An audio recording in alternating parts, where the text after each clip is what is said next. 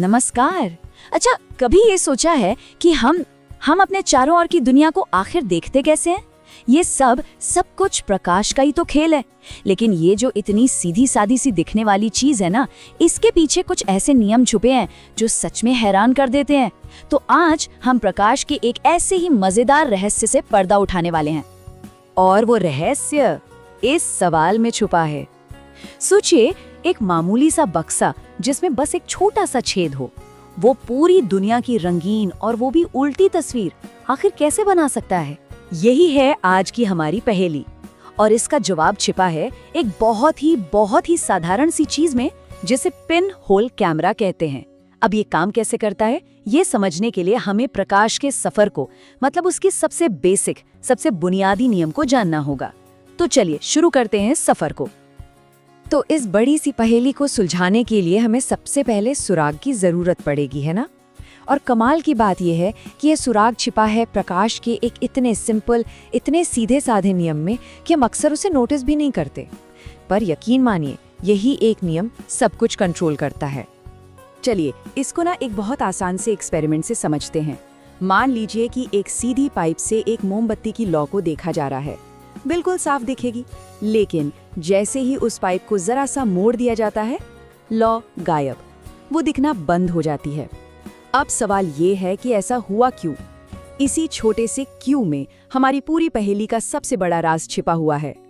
और जवाब है, प्रकाश हमेशा एक सीधी रेखा में चलता है। बस यही वो एक नियम है। सुनने में कितना सिंपल लगता है ना? पर यही वो मास्टर की है, वो चाबी जो छाया से लेकर पिनहोल कैमरे तक हर ताला खोल देगी। यही है वो आहा मोमेंट। ठीक है, तो अब हमारे पास पहला और सबसे जरूरी सुराग आ गया है। प्रकाश सीधा चलता है।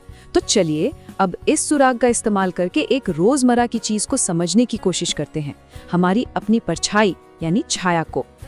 तो सवाल ये उठता है कि अगर प्रकाश का सफर एकदम सीधा है, तो तब क्या होता है जब कोई चीज अचानक उसके रास्ते में आ जाती है? और यहीं पर एक बहुत दिलचस्प बात पता चलती है। हर चीज प्रकाश के साथ एक जैसा बर्ताव नहीं करती। देखिए, कुछ चीजें होती हैं पारदर्शी यानी ट्रांसपेरेंट, जैसे कांच। इनके आर पार प्रकाश बड़ी आसानी से निकल जाता है। फिर कुछ होती हैं पारभासी या ट्रांसलूसेंट, जो थोड़ी रोशनी को तो रोक लेती हैं पर थोड़ी को जाने भी देती हैं। और आखिर में आती हैं अपारदर्शी, ओपेक चीजें, जैसे कोई लकड़ी का टुकड़ा जो प्रकाश का रास्ता पूरी तरह से ब्लॉक कर देती हैं। और पता है, यही अपारदर्शी चीजें छाया बनाने की रेसिपी का सबसे जरूरी इंग्रेडिएंट है। अगर एक अच्छी गहरी छाया बनानी हो तो बस 3 चीजें चाहिए। नंबर 1, रोशनी का कोई सोर्स। नंबर 2, उसके रास्ते में कोई अपारदर्शी चीज। और नंबर 3, पीछे कोई स्क्रीन या पर्दा जिस पर वो छाया बन सके। अच्छा, यहाँ एक मजेदार सवाल है जिसमें अक्सर लोग थोड़ा कंफ्यूज हो जाते हैं। मान लीजिए कोई चीज चमकीले पीले रंग की है, तो क्या उसकी परछाई भी पीली होगी? या कोई लाल रंग की चीज है, तो क्या उसकी छाया भी लाल बनेगी? क्या लगता है? तो जवाब है, बिल्कुल भी नहीं। छाया का उस चीज के रंग से दूर दूर तक कोई लेना देना नहीं होता। अब कोई सोचेगा, ऐसा क्यों? क्योंकि छाया असल में कोई रंग या कोई चीज है ही नहीं। वो तो बस प्रकाश की गैर मौजूदगी है, मतलब एक ऐसी जगह जहां रोशनी पहुंच ही नहीं पाई। इसीलिए चाहे सेब लाल हो या केला पीला, छाया हमेशा डार्क ही होगी। तो अब तक हमने ये देखा कि प्रकाश सीधा चलता है और जब उसे रोका जाता है तो छाया बनती है। सिंपल।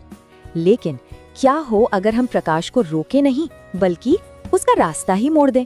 तब क्या होगा? देखिए, नियम तो अब भी वही है, प्रकाश तो सीधा ही चलेगा। लेकिन जब उसके रास्ते में कोई शीशे जैसी एकदम चमकदार सतह आ जाती है, तो पूरा खेल ही बदल जाता है। और इसी को कहते हैं परावर्तन या रिफ्लेक्शन। इसको ऐसे समझिए, जैसे एक गेंद दीवार से टकराकर अपनी दिशा बदल लेती है ना, ठीक वैसे ही प्रकाश आईने से टकराकर बाउंस हो जाता है, अपनी दिशा बदल लेता है। और इसी बदले हुए रास्ते की वजह से हमें आईने में अपनी एकदम साफ सुथरी इमेज दिखाई देती है। तो अब देखिए कितना मजेदार है ये। एक ही नियम और उसके 2 कितने अलग अलग नतीजे। एक तरफ है छाया, यानी प्रकाश की गैर मौजूदगी, बस एक अंधेरा धब्बा। और दूसरी तरफ है परावर्तन, यानी प्रकाश का उछलकर वापस आना, जिससे एक बिल्कुल साफ छवि बनती है। अंधेरा और छवि, एक ही नियम के दो पहलू। ओके, तो अब हमारे पास सारे सुराग इकट्ठे हो गए हैं। हमें पता है कि प्रकाश सीधा चलता है, हमें छाया और परावर्तन के बारे में भी पता चल गया है। तो अब हम पूरी तरह से तैयार हैं अपनी शुरुआती पहेली को हमेशा हमेशा के लिए सुलझाने के लिए। तो चलिए अब इसे सुलझा ही लेते हैं। सवाल याद है ना, एक छोटे से छेद वाले बक्से में तस्वीर उल्टी क्यों बनती है? अब हमारे पास इसका जवाब देने के लिए सारी जानकारी मौजूद है। और जवाब शायद अब हैरानी नहीं होगी, हमारे उसी पहले सबसे बेसिक सुराग में छिपा है। सारा का सारा खेल बस इसी एक बात पर टिका है कि प्रकाश हमेशा सीधी रेखा में चलता है। चलिए इसे मन में विजुअलाइज करने की कोशिश करते हैं। सोचिए कि सामने एक पेड़ है। अब पेड़ के सबसे ऊपर वाले हिस्से से मान लीजिए एक पत्ते से रोशनी की एक किरण एकदम सीधी चलती है, वो पिनहोल से गुजरती है और कैमरे के अंदर जो पर्दा है उस पर नीचे की तरफ जाकर टकराती है। और ठीक उसी वक्त पेड़ की जड़ से यानी सबसे नीचे वाले हिस्से से एक और किरण सीधी चलती है, वो भी उसी पिनहोल से गुजरती है और पर्दे पर ऊपर जाकर टकराती है। देखा क्या हुआ यहाँ?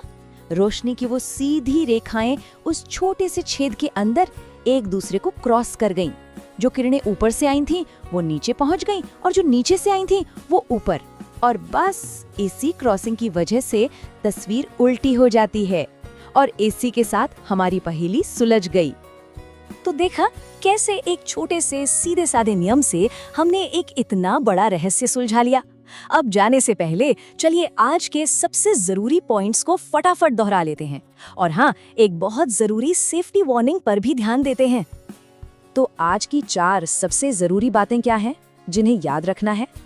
पहली, प्रकाश का गोल्डन रूल, वो हमेशा सीधा चलता है। दूसरी, जब कोई अपारदर्शी चीज इस सीधे रास्ते को ब्लॉक करती है तो बनती है छाया। तीसरी, छाया हमेशा डार्क होती है, चीज का रंग चाहे जो भी हो। और चौथी, शीशे जैसी चीजें प्रकाश को बाउंस करके उसकी दिशा बदल सकती हैं, जिसे हम परावर्तन कहते हैं। बस इन्हीं 4 बातों में हमारी दुनिया के कितने ही राज छिपे हैं। और अब एक बहुत ही सीरियस बात, प्रकाश का जो सबसे बड़ा सोर्स है यानी सूरज, उसे कभी भी भूलकर भी सीधे नहीं देखना चाहिए। ये आंखों को परमानेंट डैमेज कर सकता है, मतलब ऐसा नुकसान जो कभी ठीक नहीं होता। तो प्लीज हमेशा सावधान रहें। और अब जाते जाते एक सवाल जो सोचने पर मजबूर कर देगा। अगर प्रकाश सिर्फ और सिर्फ सीधी रेखा में ही चलता है तो फिर एक बल्ब जलाने पर पूरा का पूरा कमरा कैसे रोशन हो जाता है, यहाँ तक कि वो कोने भी जहाँ से बल्ब सीधा दिखाई भी नहीं देता। इस पर सोचिएगा जरूर।